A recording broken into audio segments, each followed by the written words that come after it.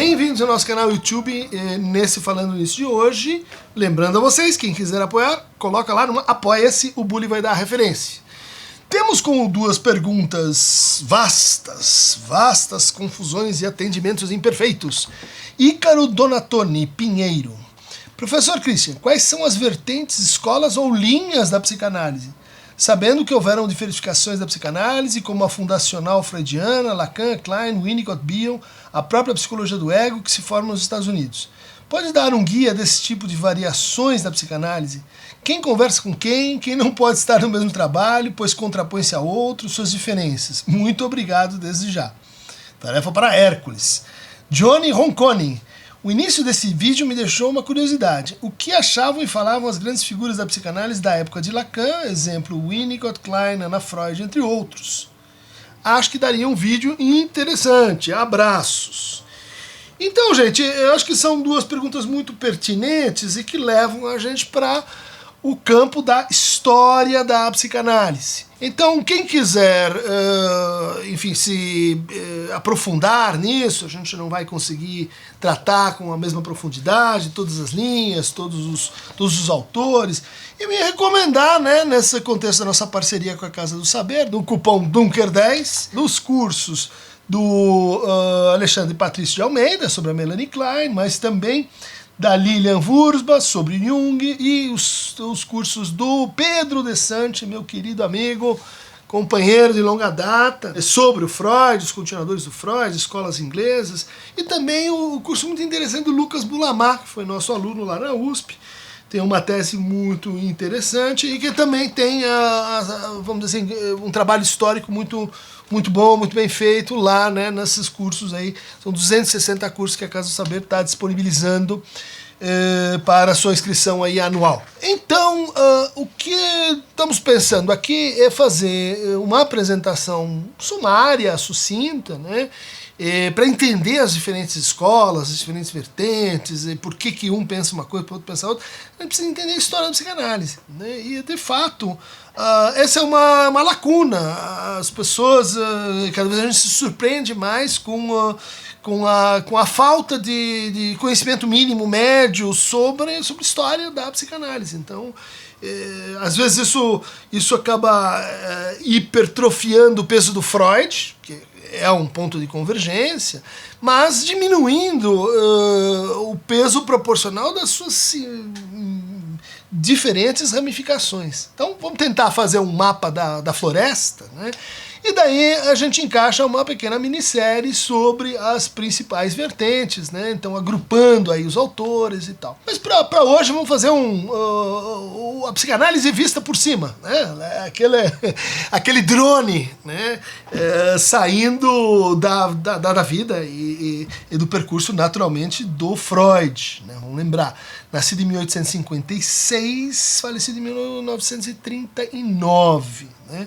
Então, alguém que passou por duas guerras, né, de 14 a 18, Primeira Guerra, Segunda Guerra, 39 a 45, que viu, pensando aí no Hobsbawm, né, viu o fim de uma era, né, viu o fim de um tempo, né. E recomendo muito a vocês, para assim, tomar pé nessa árvore, né, nesse conjunto de árvores que é a nossa floresta, os estudos do Peter Gay. Né? Peter Gay é um historiador profissional que se dedicou a vida inteira à psicanálise, é um grande germanista, né, conhecido pela sua biografia do Freud. Freud, Uma Vida para Nosso Tempo. Né? Mas menos conhecidos são os trabalhos dele sobre o que era a época em que o Freud apareceu. Né? Então eu recomendo A Experiência Burguesa, da Rainha Vitória Freud, A Paixão Terna. Né? Recomendo também o trabalho dele, Ler Freud, né, que é um trabalho de metodologia de história, né, e Freud para historiadores. Né. Então, Peter Gay, eu acho que é alguém que precisa ter no bolso para fazer esse passeio pela floresta psicanalítica. Então vamos lembrar que ao longo da vida do Freud, ele passou por um momento neurológico, médico, psiquiátrico, né, e que trabalhava com Breuer. Acho que todo mundo acompanha isso quando tem os seus primeiros cursos de psicanálise, a descoberta do inconsciente, o tratamento da histeria, né. Depois vem um período que ele chama assim de Splendid Isolation, em que ela volta de Paris, tem poucos pacientes, tem a sua correspondência com o Fliess, né, em Berlim, otorrinolaringologista em Berlim, né, onde ele começa então a desenvolver uma conversa com o que hoje a gente chamaria de neurociências, né, o seu texto-chave aí da projeto de psicologia científica para neurólogos, 1895. Depois desse período, vamos dizer assim, por volta de 1905, o Freud começa a ser mais conhecido e mais reconhecido por diferentes autores, né? Mas também ele funda e desenvolve o que ela chamou da sua Sociedade Psicanalítica das Quartas-Feiras, né? Que vai dar origem à Sociedade Psicanalítica de Viena, onde se reuniam às quartas-feiras e discutiam assuntos psicanalíticos, né? O Steckel, por exemplo, o Eitington, onde a Lu Andrea Salomé era essa que foi amante do Rilke, o grande poeta, quase amante do Nietzsche, grande filósofo, um intelectual, uma mulher que tinha assento garantido, né? Era muito escutada por esse contexto, mas que é um contexto, vamos dizer assim, que o Freud não depositava muitas esperanças.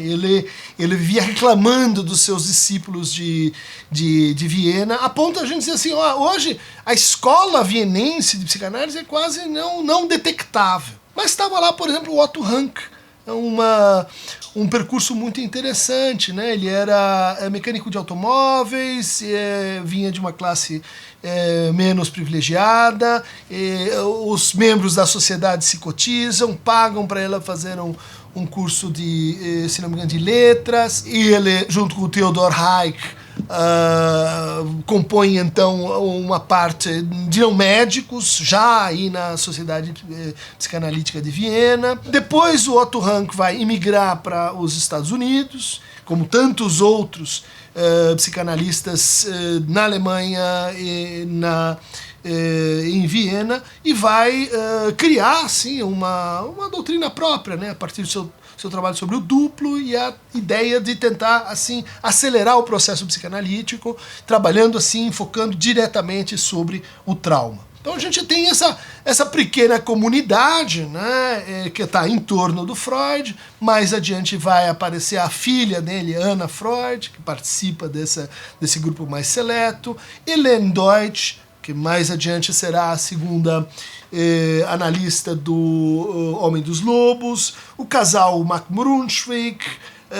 Todos esses têm assim uma presença em torno da família Freud, né, e dos seus contatos, né, que vão se desenvolvendo até que, em 1912, o Freud percebe que ele precisa se preocupar mais com a unidade entre os diferentes psicanalistas que agora estão instalados, trabalhando nos diferentes países, né? Então, a partir de Viena, a gente vai ter um primeiro leque de vertentes que a gente pode localizar assim, meio geograficamente. Lá na Hungria, a gente vai ter a escola que se forma em torno do Ferenczi, né? Ferenczi, que foi analisante do Freud, descontente com a análise que ele recebe, que ele toma um pouco como insuficiente, mas um grande teórico da prática da psicanálise. Ele introduz várias ideias, né? Análise mútua, a elasticidade do psicanalista, o conceito de introjeção, e a escola húngara, além dessa vivacidade, né, com a técnica psicanalítica, ela vai se notabilizar por uma forte interlocução com a antropologia. Então, quando Malinowski publica o seu trabalho dizendo que o Édipo não é universal, porque nas Ilhas Trobriand não é bem assim, o grupo húngaro, né, do Geza Hoheim, vai patrocinar expedições e produzir um material antropológico que vai responder a isso. Do Ferenczi, né, então vamos pensar essa escola, né, do Ferenczi vai vir o Balint, né, vai vir o Hacker, vai vir uma série de autores que a gente pode dizer, eles estão tematizando assim, muito fortemente o poder da relação de afeto na transferência, a empatia, né, a relação transferencial, mais além do que inquietava, né, os húngaros, um certo artificialismo que as regras nascentes, né, de como praticar a psicanálise enfatizavam. Então a gente vai ter o Balint aí, com a sua experiência com grupos, né, já lá também na Inglaterra, né, que é um iniciador da psicanálise em contexto de hospital, né? Como é que a gente faz para atender pacientes, formar grupos, Balint, né? Para formar médicos com uma escuta um pouco mais clinicamente informada pela psicanálise, né? E a gente tem então aí a escola húngara. Em oposição histórica, né, e também política à escola húngara, a gente pode localizar a escola alemã de Berlim, né? Então, liderada pelo Hans Sachs, pelo Karl Abraham, né? Por vários psicanalistas que vão fundar e organizar talvez o primeiro modelo de como se formam psicanalistas. Então é a Policlínica de Berlim, a ideia de atender então ao público de baixa renda, atender e estabelecer algumas regras para a formação dos psicanalistas, alguns textos canônicos do que deveria ser, enfim, lido e entendido. Vem desse grupo, né, que vai ser desmantelado pelo nazismo, né, num contexto difícil, porque é para este grupo que o Matthias Göring, né, o sobrinho do ministro do Hitler, propõe a arianização da psicanálise. Então, olha, a gente não manda para o campo de concentração tantos psicanalistas e seus familiares, o que de fato aconteceu, mas em troca vocês precisam, assim, colocar na liderança das instituições de psicologia e de psicoterapia arianos, né, e um pensamento ariano. Esse é um contexto muito difícil, que explica, né, quer dizer, tanto os ressentimentos quanto uma certa crise, né, de posicionamento da psicanálise na cultura. Então, é um projeto psicanalítico que é atravessado pela guerra, que é atravessado por um projeto totalitário. Ele vai emigrar, a maior parte dos psicanalistas desse grupo vão emigrar para os Estados Unidos.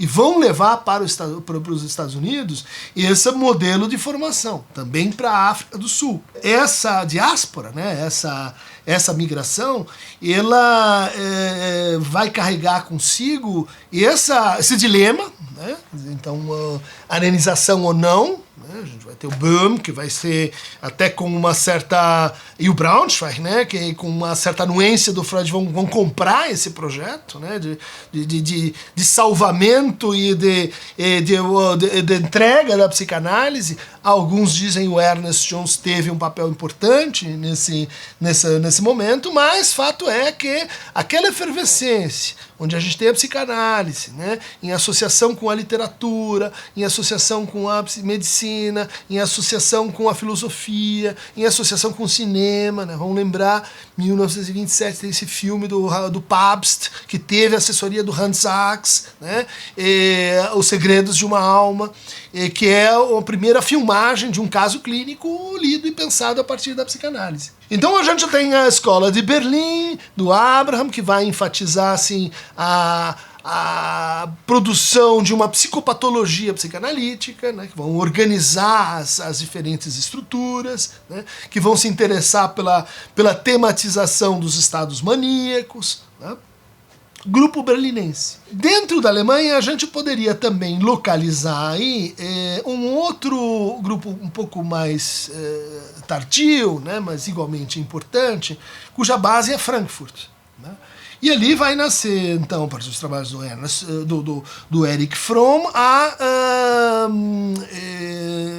Escola Crítica de Pesquisa Social, a Escola de Frankfurt, né? Que é um movimento filosófico, mas profundamente informado pela psicanálise desde o seu início. né? Então Adorno, Horkheimer, depois Habermas, depois Axel Honneth, que a gente tem até aqui uma minissérie, né, Marcuse, uma minissérie aqui no canal. Eles vêm dessa tendência dentro da psicanálise, agora já quase que implantada dentro da filosofia e da teoria social. Um outro exemplo, né, de alguém que vai num polo completamente oposto, dá seguimento às ideias psicanalíticas nos Estados Unidos, mas aí ligado à fundação do sistema de propaganda política, de marketing, as agências de propaganda, a ideia da informação pública, é o Edward Bernays, alguém informado pela psicanálise que vai, né, para os Estados Unidos e trabalha com o governo americano e trabalha organizando aí esse setor a partir do quê? De como é que a gente produz desejo nas pessoas, como a gente lê o desejo das pessoas, o que são os ideais, ou seja, temas psicanalíticos são levados para lá. Bom, a gente está falando bastante da psicanálise já assim no pós-guerra, né, nos anos 40, nos anos 30, né, dentro da Alemanha, mas a gente não pode esquecer que desde o início existem autores norte-americanos, né, que se contactaram com Freud, né? Entre eles, um que teve uma grande importância na formação de uma tendência dentro da psicanálise, conhecida como tendência psicodinâmica, é o Adolf Meyer, né, que é um psiquiatra, né, ele está lá na arqueologia do DSM, ele vai estudar com o Freud e ele volta para os Estados Unidos e faz lá uma composição nas suas teorias diagnósticas, né, levando em conta a ideia de complexo, a ideia de reação, a ideia de neurose, isso lá, então, numa combinação com o pragmatismo americano, né. O Brill também, o embaixador, né,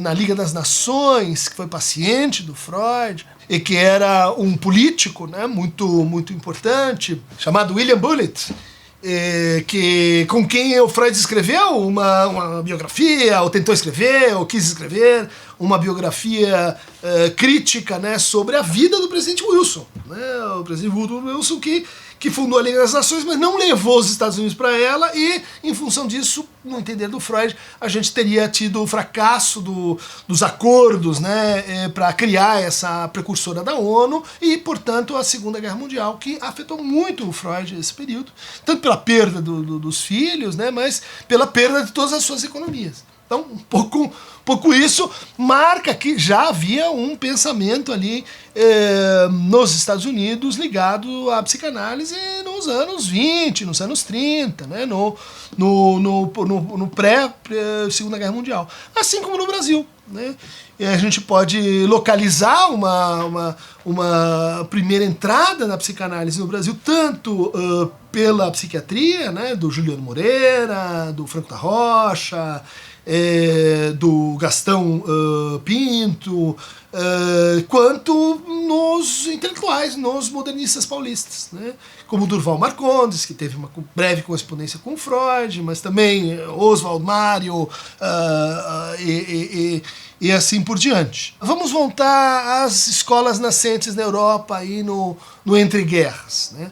Um grupo muito importante é o grupo suíço, né? O grupo suíço que começou com uma correspondência, né, com o Freud, entre o Freud e o Eugen Bleuler, né, que é o criador da esquizofrenia, do grupo das esquizofrenias. O Bleuler competia com a escola de Munique, né, de psiquiatria, liderada pelo Kraepelin. Né, Kraepelin que deu o modelo normativo, nominalista, que hoje a gente tem no DSM.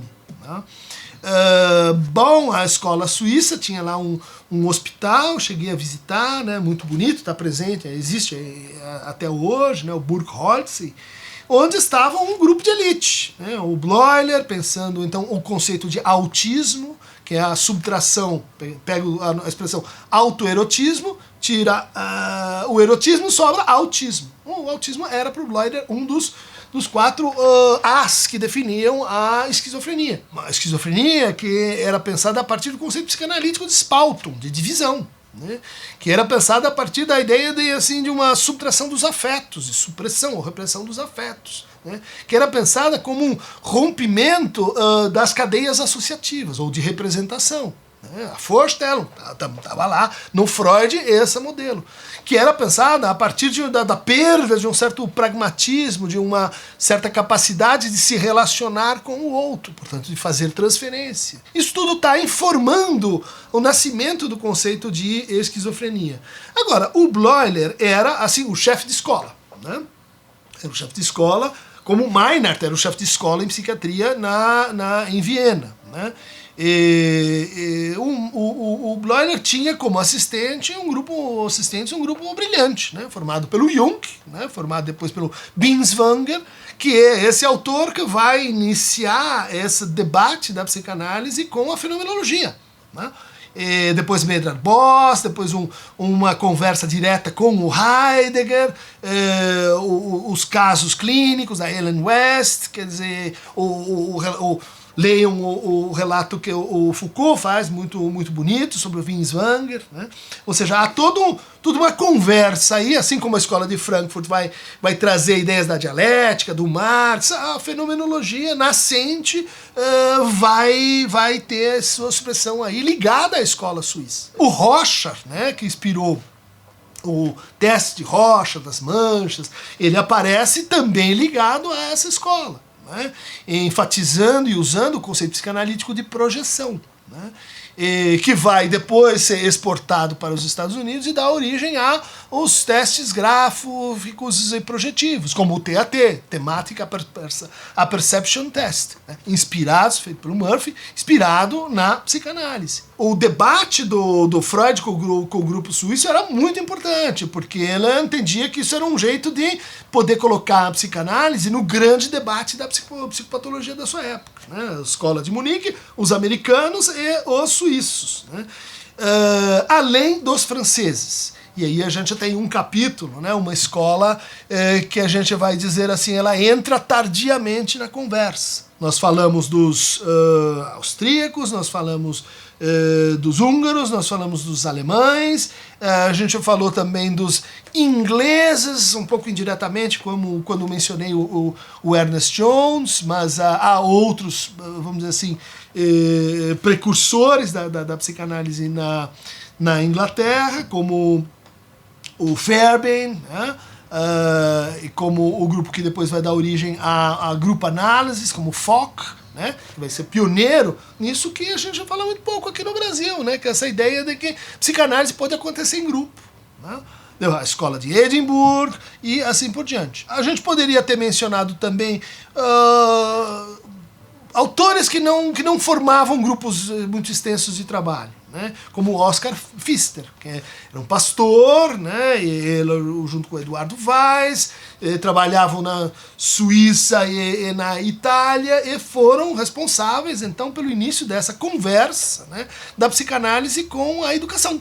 Né, com a educação, com a religiosidade também, com a ideia de que a psicanálise poderia, conforme uma declaração explícita do Freud em Budapeste, na conferência de 18, quando ele dizia é o campo mais frutífero, né, de debates aí para a psicanálise, seria como a gente pode ajudar, instruir as pessoas a terem uma educação psicanaliticamente orientada ou informada. Por exemplo, também é o caso do grupo holandês, onde a gente tem a figura da Elisabeth Lampel-Groth, que é uma das pioneiras da psicanálise com crianças, né?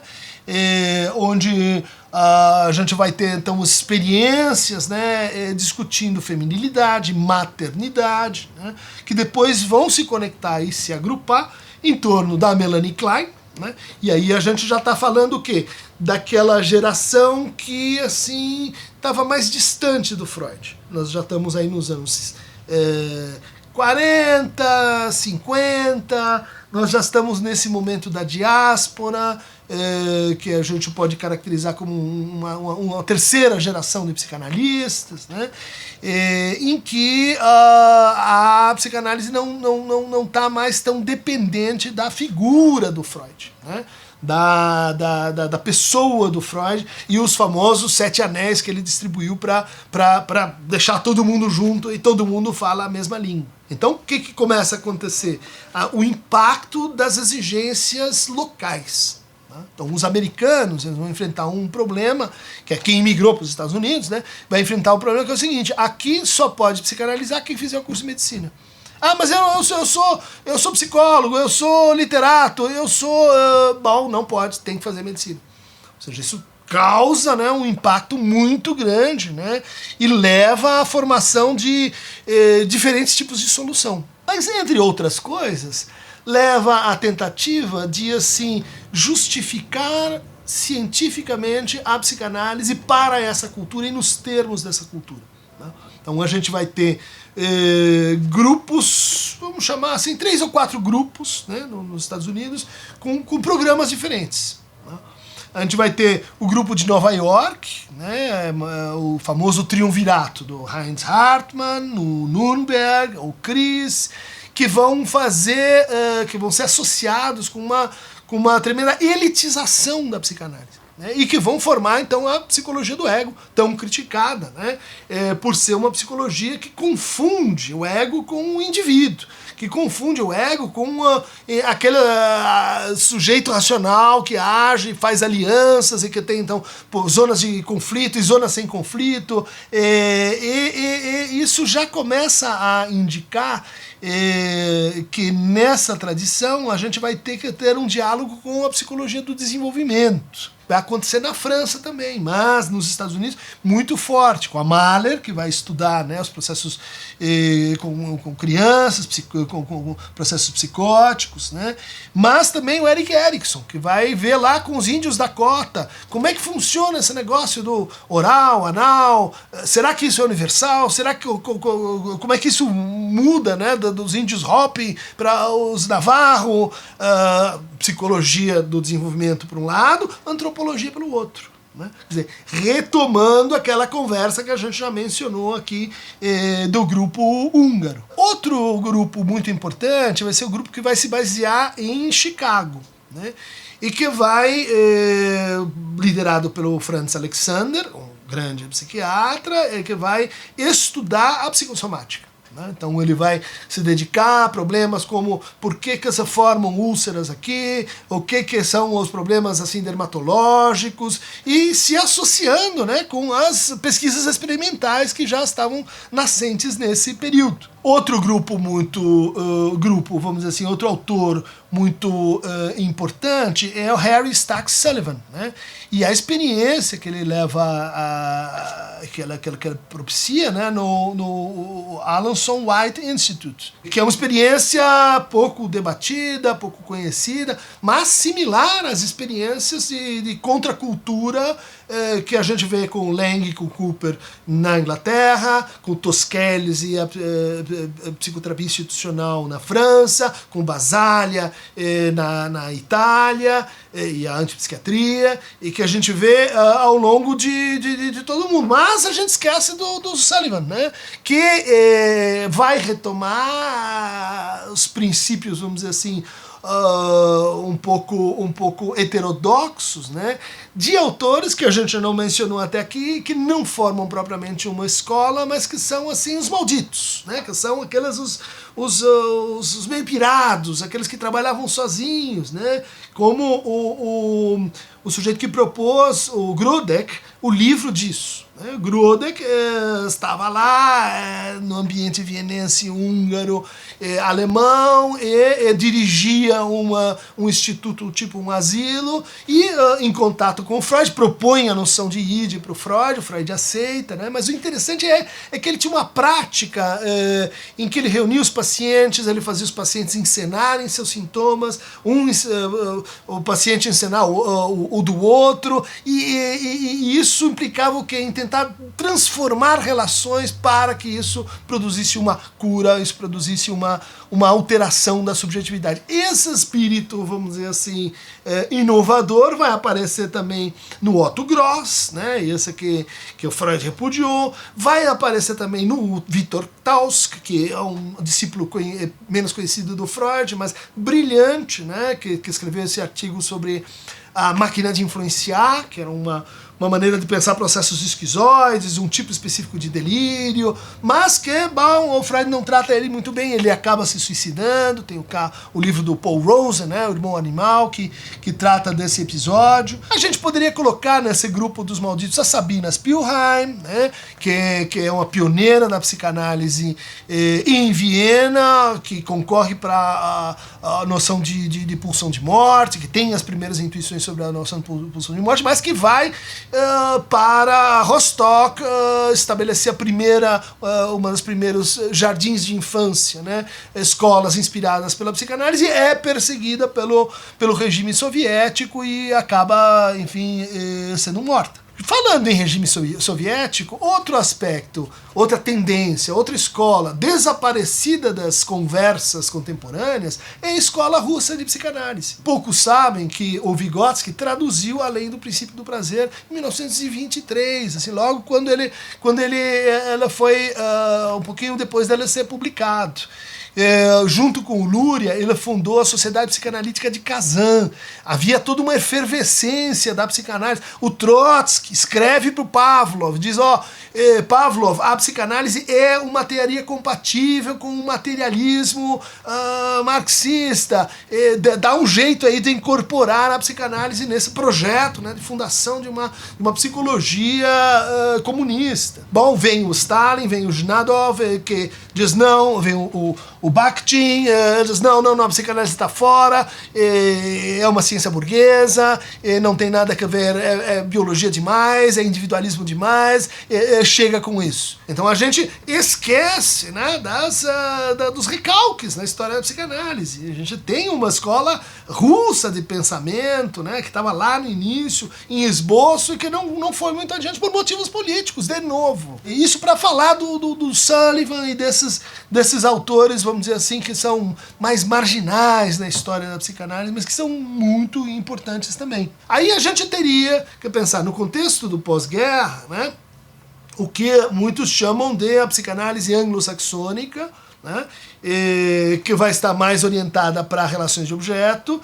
e que vem da Melanie Klein. A gente vai fazer um vídeo sobre a Melanie Klein, e que se desdobra na Paula Hyman, se desdobra no Bion, se desdobra no Winnicott, e o Winnicott vai dar no Massoud Khan, esse personagem também lindo da história da psicanálise, quando a primavera chegar, um texto essencial, né, que era um paquistanês, que atendia de turbante, que tinha ideias também muito erráticas, foi também excluído, foi também marginalizado, né, pela sua época. E então, já que a gente chegou nesse momento do pós-guerra, a gente pode entender a divisão, né, da teoria das relações de objeto na Inglaterra, a teoria dos mecanismos de defesa, do eu, a problematização do self, do indivíduo, na psicologia do ego, mas também na psicologia do self, mais adiante com o Kohut, né? Na psicanálise relacional, com o Stephen Mitchell, mais à frente. Ou seja, se forma ali toda uma discussão sobre o que é o eu. Uma discussão informada, de um lado, como a gente viu, pela psicologia do desenvolvimento, e aí tem um personagem que não se pode esquecer, que é o René Spitz, que descobriu o hospitalismo, que descobriu junto com a etologia a importância dessas primeiras relações com a imagem, né, que trabalhou descobriu o primeiro gesto semântico, que é o não, que descobriu a angústia dos 8 anos, e que é um precursor na Inglaterra desse outro personagem que não foi muito bem visto, que é o John Bowlby, né, criador da teoria do apego, attachment theory, hoje muito amplamente utilizada, né, onde ele combina elementos da psicanálise com elementos do von Wexkull, do Lawrence, do Tinbergen, das observações de bebês, né, Sterbeek, e de toda essa tradição mais empirista, né, inglesa, que a gente está comparando então com o caso norte-americano e seus diferentes subgrupos, né, psicologia do eu, do self, a psicanálise relacional, né? E agora, então, a gente pode entrar no que teria acontecido com a França, né? O atraso francês em termos de psicanálise. Em parte porque ela começa com um clínico, mas assim, um clínico e poeta, né? René Laforgue, que não era lá muito brilhante, não era muito respeitado pelo Freud, mas o motivo mais importante é que a França talvez acreditasse que ela tinha o seu próprio Freud. E o seu próprio Freud chamava Pierre Janet. E o Pierre Janet desenvolveu as ideias, por exemplo, de subconsciente. Muita gente diz, psicanálise, subconsciente. Não, para com isso. Subconsciente é uma invenção do Pierre Janet. E era o adversário do Freud, né? Lembra que o Freud estuda com Charcot em Paris, com o grupo, o grupo do Pierre Janet, como o grupo de concorrência, que ele chama de Escola de Paris, em vários momentos da sua obra, né? E ele se imaginava, né, discutindo com a Escola de Paris, subconsciente versus inconsciente. Assim como, depois de um início de uma relação muito intensa com o Jung, o Freud vai escrever vários textos dizendo, olha, o Jung ele criou uma teoria própria, ele se afastou da psicanálise, ele tem um início, né, ligado às ideias psicanalíticas. Ainda que alguns digam, não, mas ele já era um autor bem estabelecido, tinha ideias próprias, certo, mas ele se tornou o primeiro presidente da Associação Psicanalítica Internacional e o primeiro presidente do Zentralblatt für Psychoanalyse, o jornal central da psicanálise. Então, é difícil a gente não dizer que o Jung se projeta, né, nesse momento. Inclusive, a discussão sobre a arianização ou não arianização da psicanálise, ela passa por essa cisma, por essa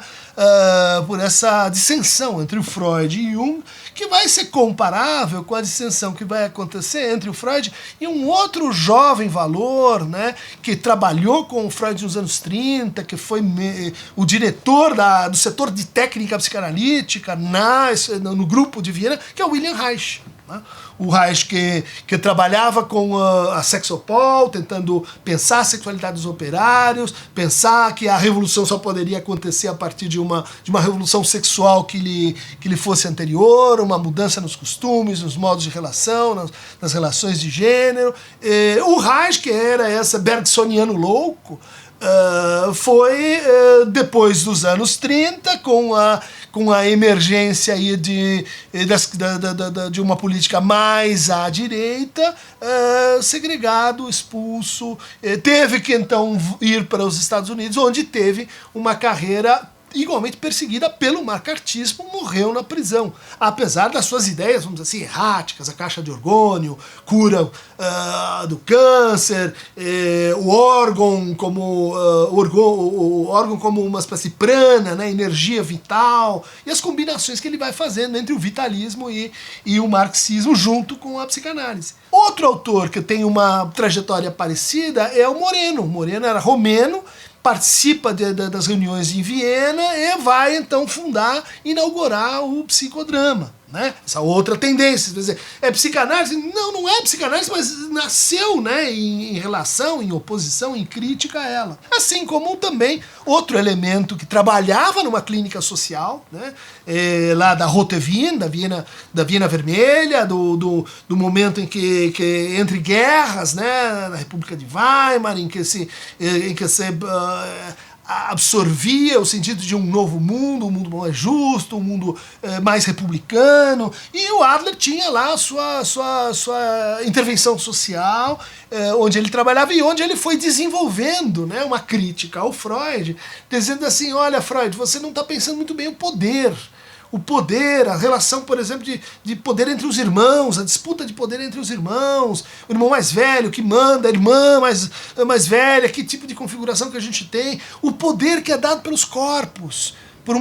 por uma deformação no corpo, por uma lacuna no corpo, por algo que indica no corpo a incidência de uma forma a poder. Então Adler, ele é do grupo vienense, ele se contrapõe a Freud e cria a psicologia individual, muito pouco conhecida, mas presente, por exemplo, na França. Então, esse giro faz a gente voltar para o caso francês e dizer assim, na França a psicanálise teve esse retardo por esses motivos e ela vai começar, depois da passagem do Freud indo para Londres, né, quando ganha destaque, quando organiza-se então uma instituição de psicanálise, a Sociedade Psicanalítica de Paris, que fica na mão de três figuras assim muito curiosas, né? Uma é a princesa da Grécia, Marie Bonaparte, paciente de Freud, que articulou com o Bullitt a fuga do Freud para os Estados Unidos. Ela que tinha uma questão sexológica, ela achava que o clitóris dela estava mal posicionado, por isso ela não tinha orgasmo de tipo 1, tipo 2, e etc., clitoridiano ou vaginal, e era uma figura politicamente muito importante na organização, né, desse primeiro grupo, junto com Rudolf Loewenstein. Loewenstein vinha de Berlim, era do grupo do Sachs, do Karl Abraham, e se tornou, então, o psicanalista do Lacan, né? E que tinha um caso com a princesa Marie Bonaparte, né? E, além desses dois, a gente tem o Sachanax, que era uma pessoa muito poderosa no ambiente médico da França daquela época. Então, até assim, os anos 50, havia um certo fechamento da psicanálise dentro do universo assim, mais clínico e uma grande penetração da psicanálise no universo cultural francês. Aí a gente tem que destacar o papel de André Breton, de Jacques Prévert, de Paul Éluard, os poetas, pintores, cineastas do surrealismo, aos quais o Lacan estava ligado, né? Aos quais outros psicanalistas estavam ligados, né? Então a gente tem uma confluência muito parecida com o que a gente teve no Brasil, né? Entre uma psicanálise que vai chegando pela psiquiatria, pelo Henriet, por Ângelo Resnet, por figuras assim um pouco erráticas, né? E do outro lado a presença na cultura, na teoria crítica, na teoria social, né? Na teoria estética, e da qual a gente vê então emergir a escola, né? O Lacan e a escola lacaniana nas suas diferentes gerações, né? Então a gente costuma separar uma primeira geração de lacanianos que estava ligado à psiquiatria, né? Então Melman, Granoff, Perrier, Serge Leclerc, né? A troika, né? Que caminha com Lacan, Octave Manoni, e esse que escreve, né? Prosper e Caliban, que é respondido com o Frantz Fanon, dando origem então aí aos estudos decoloniais, né? Veja, em debate com a psicanálise, gente, não vamos esquecer isso aí. Essa primeira geração de psiquiatras clínicos que vai até os anos 60, 63, e a gente tem uma segunda geração de lacanianos composta então por Jacques Lamillère, por Colette Soler, por Henrique Laurent, por Charles Melman, que continua, né, tá entre os dois grupos, né, e que estão hoje, né, assim com idade aí, presentes, mas ainda trabalhando. A gente vai ter desdobramentos do grupo inglês, vamos chamar assim, da escola inglesa, né, que não se reduz à teoria das relações de objetos, né, mas que vai se separar em três grupos: o grupo ana-freudiano, o grupo middle group e o grupo kleiniano. A gente tem as escolas americanas, né, nativas nos Estados Unidos, então a psicologia do self, a psicologia do eu, a psicanálise relacional e a escola psicanalítica de psicossomática, né? Na Hungria a gente vai ter os descendentes do Ferenczi, né, que estão aí presentes até hoje. A gente vai ter os descendentes, né, de Steckel, de Reich, de Adler, de Jung. A gente vai ter as escolas psicodinâmicas, né, como a gente mencionou, que são confluências, que são coabitações entre psiquiatria e psicanálise, como na França o Henriet, né, isso é a teoria organodinâmica, Henriet que era colega, parceiro do Lacan. E a gente vai ter a escola lacaniana, né, e suas diferentes ramificações, diferentes tendências, que brigam às vezes mais do que com outras escolas psicanalíticas, e a gente vai ter os efeitos da globalização da psicanálise, né? Então, mais recentemente, a gente pode falar numa escola mexicana de psicanálise liderada, né, com grande presença do Braunstein, né, que esteve com a gente lá nos seminários da USP. A gente pode falar dos grupos ingleses, né, de resistência, como o grupo de Manchester. A gente pode falar da psicanálise em Israel, que vem crescendo bastante, no Líbano, no Brasil. A gente pode falar da psicanálise na Austrália, né, com o Russell Brigg, com a escola de Melbourne. A gente pode falar da psicanálise do leste europeu, que vem, enfim, crescendo bastante, né? Há uma reapropriação, né, da psicanálise nesses territórios. Da escola psicossomática alemã, muito pouco conhecida, né? Porque nessa diáspora, né, foram saindo os autores, os clínicos, ficaram aqueles que tinham posto fixo dentro dos hospitais e usavam a psicanálise para pesquisa em psicossomática, hoje muito florescente nos Estados Unidos. A gente vai ter a escola argentina de psicanálise, né, introduzido pelo Angel Garma, o casal Baranger teve uma importante função, né, no estabelecimento da psicanálise na Argentina e também no Uruguai, como o nosso querido amigo Guillermo Milán estuda, né, como se deu aí esse desenvolvimento no Uruguai. Há uma capilarização muito interessante nos estudos sobre história da psicanálise e que para muitos, né, então tentando terminar esse mapa, para muitos, como a Elisabeth Roudinesco, que é alguém que eu recomendo, especialmente quando se trata de história da psicanálise na França, né, tanto a Batalha dos 100 Anos quanto a biografia de um herói intelectual, Lacan, biografia do Lacan, ela que vem, né, de uma escola historiográfica também muito importante, inaugurada pelo Henri Ellenberg, que vai ser publicado aí recentemente a tradução do seu grande tratado, né, sobre as correntes psicodinâmicas, né, a psiquiatria psicodinâmica em português, né, assim como o Ola Anderson, a escola sueca de historiografia, assim como a escola canadense, né, do Paul Rosen, do Jeffrey Masson, de história da psicanálise. Então a gente já tem o quê? Já tem disputas entre esses autores, né? A gente não mencionou aqui um autor muito importante para a história da psicanálise, que seria essa história oficial da psicanálise, feita pelo Ernest Jones, mas também em colaboração com o casal James e Alex Strache, né? Que trouxeram para a psicanálise uma curiosa mistura, né, entre aumento de cientificidade, palavras, termos e conceitos que vão dar para o Freud assim, um verniz mais científico, né, mas que, por outro lado, Alex Strache e James Strache pertenciam ao Bloomsbury Group, né, o grupo de Virginia Woolf, o grupo de Ralph Linton, o grupo que construiu lá a sua fazenda com amor livre, sexo livre, com experiências assim, onde o Keynes estava presente, né?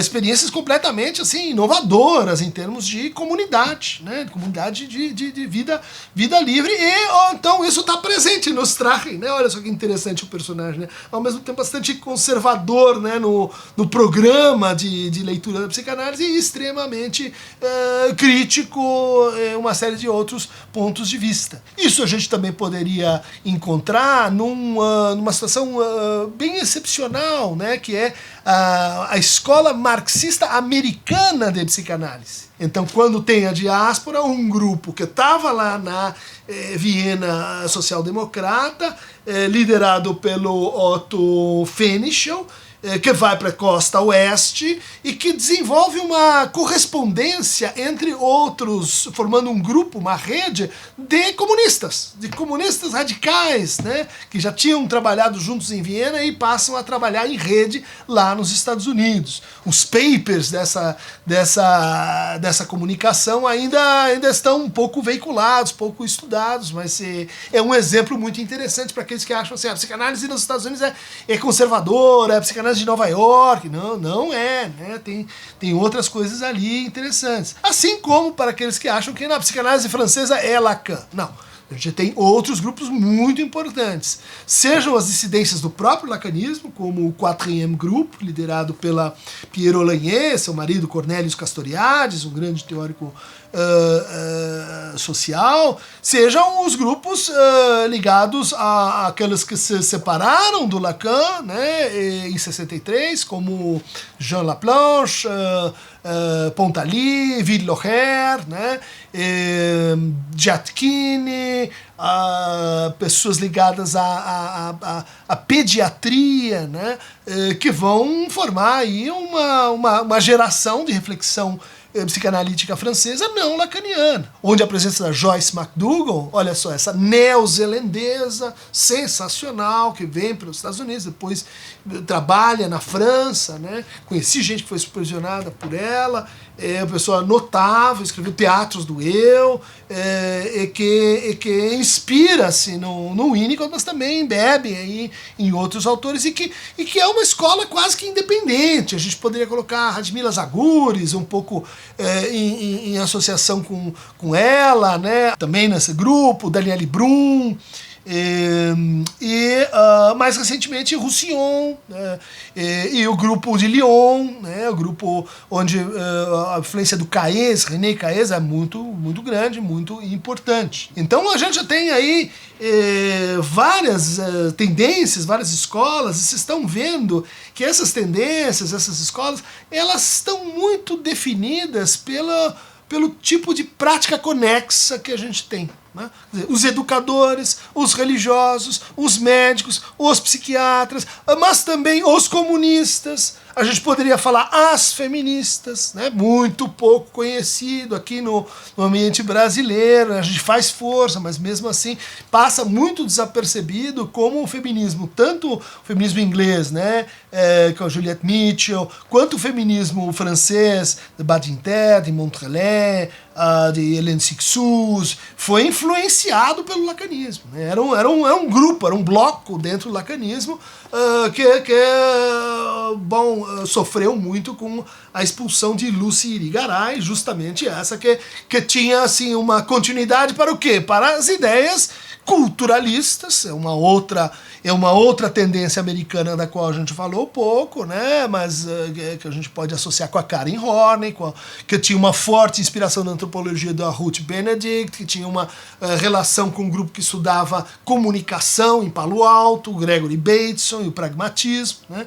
Então, quando a gente diz culturalismo, o culturalismo atravessa vários dos autores que a gente mencionou aqui. O Erik Erikson, por exemplo, né? De certa forma, o Spitz, a Karen Horney, o Harry Stack Sullivan, mas isso é um rótulo assim, mais genérico. Né? Eu gostaria de pensar a história da psicanálise, essa grande floresta, né? Sempre em associação com assim, o que aquele grupo bebe como fonte cultural. O modernismo no Brasil, as práticas de resistência política na Argentina, então com Blecher, com Pichon Rivière, quer dizer, isso só pode ser compreendido ali com a ditadura militar argentina. A gente vai ver isso também nos recentes desenvolvimentos da psicanálise no Chile, né? Quer dizer, na luta contra o Pinochet, na Colômbia, e em outros lugares, né? Por exemplo, na África do Sul, onde mais recentemente a gente tem, não só na África do Sul, fica menos geográfico na medida que a gente vai se aproximando, né, da nossa época, mas com esse outro projeto, uma outra escola que é importante, contemporânea, que é a neuropsicanálise do Mark Solms, né? Sul-africano.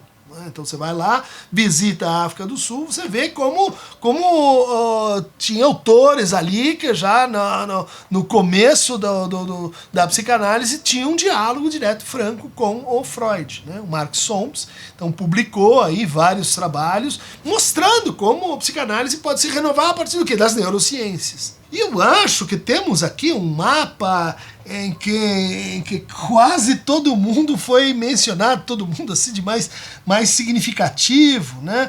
Talvez eu deixei de falar das mulheres lacanianas, né? Eu falei das feministas, mas a gente não pode esquecer de Maud Manoni, belga, né, esposa de Otávio Manoni, que abre o seu, olha lá, de novo, né, que contexto práxico a gente tem ali.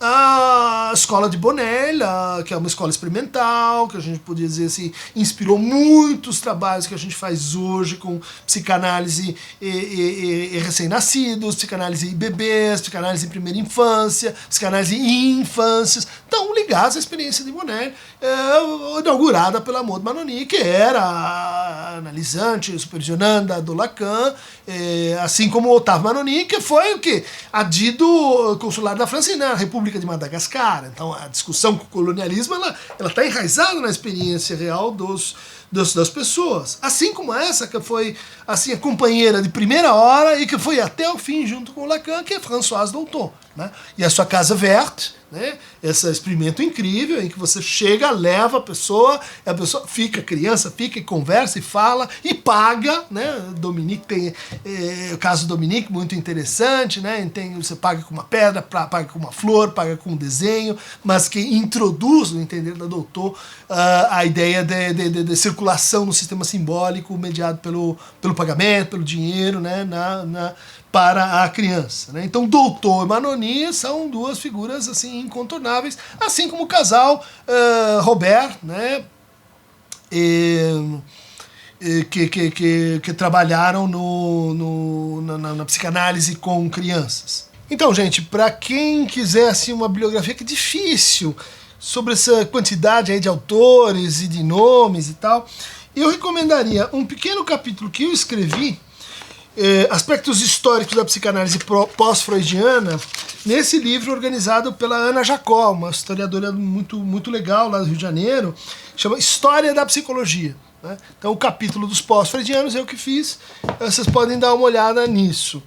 Outro texto assim que consegue tentar assim arrumar a quantidade de autores e que eu acho muito interessante, muito ao mesmo tempo rigoroso e extenso, é A Psicanálise Depois de Freud, escrita por Bleichmann e Bleichmann, Teoria e Clínica, né?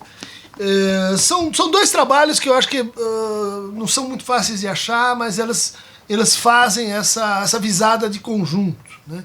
Poderia citar aqui vários outros historiadores mais especializados, né, as biografias do Freud, as sociologias da psicanálise, o Gellner, mas não queria proliferar demais também, além dos autores de base, os comentadores que tornarão então isso muito mais ramificado ainda. Bom, gente, então acho que o mapa foi dado aí. Nos próximos encontros a gente vai tentar depurar esses autoras e essas escolas, né? Para quem se perdeu, sinto muito, mas eu também fico perdido com tanta gente, tantas escolas, tantas coisas que já aconteceram desde que Freud andou por este mundo. Para quem quiser se perder mais ainda nos montanhas, no Monte Olímpio, no Atlas, em Chipre, onde nasceu Afrodite, clica aqui no Aqueronta Movebo e vamos para esta viagem histórica.